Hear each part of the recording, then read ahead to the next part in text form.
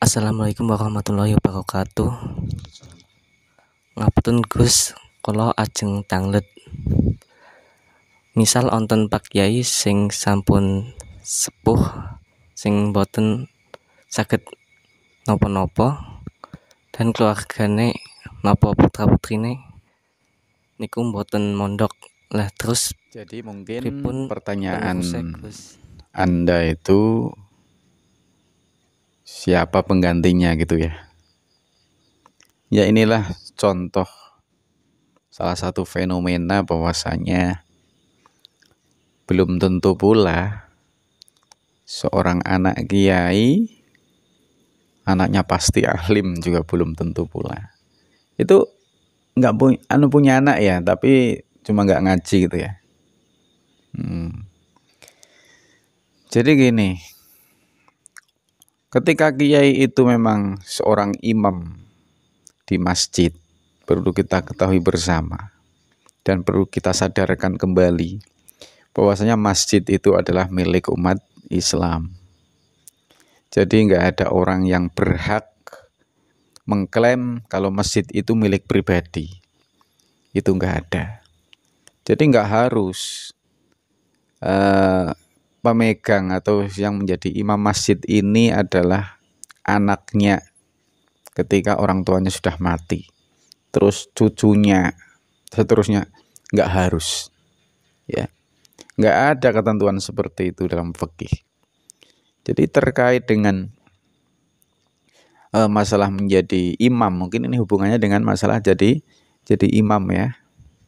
Dikatakan mangku masjid karena ngimami masjid. Jadi sing mangku masjid yo kabeh wong muslim ya, yang berhak untuk menghidupkan masjid itu ya semuanya yang merasa muslim. Jadi ketika sudah nggak bisa apa-apa kiainya, sudah nggak mampu apa-apa atau bahkan mungkin sudah meninggal, maka kriteria yang lebih utama untuk dijadikan imam yang pertama adalah al-afqah, kemudian al-aqra, kemudian yang ketiga adalah al-awra. Al-afqah itu adalah orang yang paling alim, terutama alim dalam bidang fikih.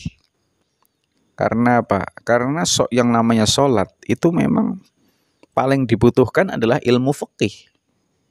Ya. Itu yang pertama. Ketika sama-sama alimnya, sama-sama afqahnya, sama-sama faqihnya, maka dilihat daripada aqra'nya. Kalau al-aqra' di sini maksudnya adalah, ada ulama yang mengatakan al-aqra' adalah man hafizul Quran, wong sing hafal Al-Quran. Tapi kalau cara Imam Syubki itu adalah orang yang bacaan Qurannya bagus, memenuhi ilmu tajwidnya, lebih fasih gitu ya. Nah, ketika sama-sama faqih, ketika sama-sama aqra, ya qari, bacaannya sama-sama bagus, ya. Kemudian dilihat al-aura'nya. Orang itu yang paling wirai, paling bisa menjaga kehormatan dirinya, ya. Nah, yang wirai, orang-orang yang hati-hati dalam bertindak, dalam berlaku, dalam makan dan minum, itu adalah aura. Gitu. Nah, jawaban itu kita ambil dari kitab Asbah wa Nadhair. Supaya Anda lebih mantap, kita bacakan teksnya ya. Lau ijtama'a fil imamah al-afqah wal aqra wal awra al-ahsah taqdimul afqah alaihima lihtiyajis sholah ila mazidil fiqhi. Ya. Andaikan berkumpul antara paling alim, paling pandai dalam baca Quran, ya, paling fasih, kemudian paling wirai, maka menurut kaul yang paling sahih adalah taqdimul afqah, mendahulukan orang yang paling alim. Ya. Orang yang paling alim itu diutamakan daripada orang yang qori dan orang yang wirai.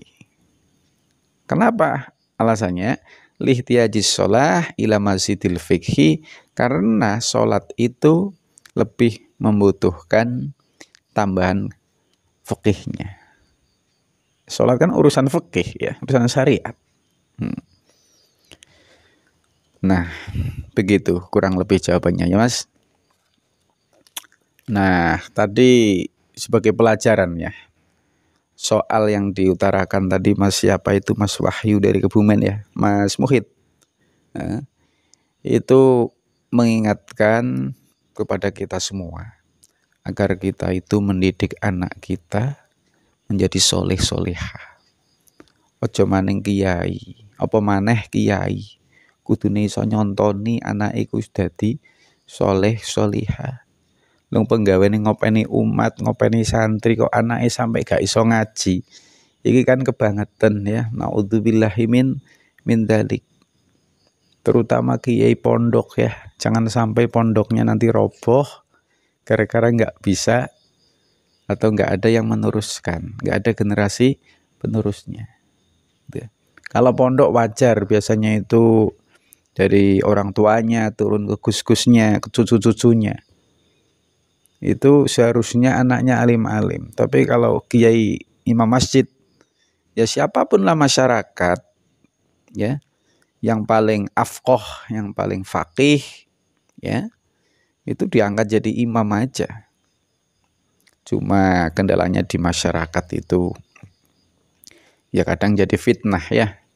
Imam kurang begitu afqoh, kurang begitu faqih, kurang begitu alim, tapi memaksa diri untuk menjadi imam.